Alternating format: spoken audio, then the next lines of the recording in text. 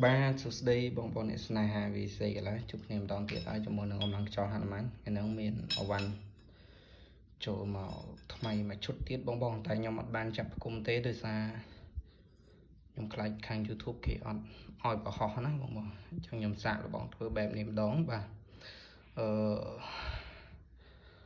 anh ấy hiền tu vào với cứ thô mà đá bong bóng bảo phải thô mà đá nắng bà cái cứ ở miền chợ sau tế bong bóng bà miền chợ sau tế đá dương ai chợ sau bàn bà thì vô bộtទឹកនេះគឺប្រវែងវា5 tấc បងបាទយកបត់ទឹកប្រហែល5 tấc អានេះមានឡុកស្រេចបងបាទគឺយើងដាក់ចូលទៅយើងបូសទៅគឺវាឡុកជាប់នៅកន្លែងមួយកន្លែងមកវាអត់ឡុកកិលទៅមុខទៅក្រោយទេបាទអានេះយើងអត់មានយើងអត់មានសក៏ពិតមែនប៉ុន្តែយើងអាចចាក់សបានឥឡូវខ្ញុំបង្ហាញពីរបៀបយើងចាក់សណានេះស្បកទុះសាករួចបាទអានេះគឺអត់បានចាប់កៃទេតែយើងអាច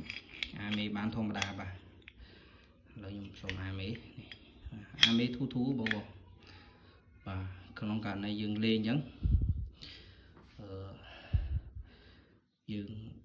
ដាក់ខូបចូលឧទាហរណ៍ណាខ្ញុំដាក់ខូបចូលអញ្ចឹងខ្ញុំដាក់ខូបចូលអញ្ចឹងទៅយើងអាមេបញ្ចូលរួចបញ្ចូលធម្មតាអញ្ចឹង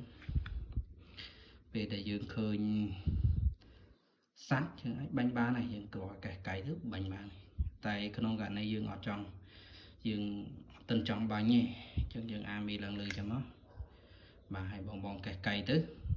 កេះកៃបដើទម្លាក់អានេះចុះក្រោមបដើទៅគឺវាអត់ផ្ទុះទេបាទនឹងគឺរបៀបលេងគឺបែបហ្នឹងវាស្រួលក្នុងការប្រើប្រាស់ដែរបងបាទ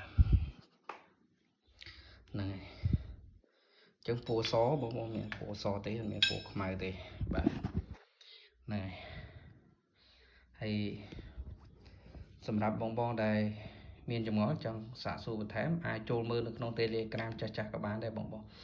នៅក្នុងវីដេអូចាស់ក៏បានដែរបងបាទហ្នឹងហើយមានលេខ Telegram ណាTelegram 097 8497 550 បាទឬក៏ទាក់ទងមកFacebook page កម្លាំងខ្យល់ហនុមាន2បាទហ្នឹងហើយអញ្ចឹងមានតែប៉ុណ្្នឹងទេបងសម្រាប់បងមានចម្ងល់បន្ថែមគឺទាក់ទងតាមនឹងមកបាទអូខេអរគុណច្រើនជួបគ្នាក្នុងវីដេអូក្រោយបាយបាយ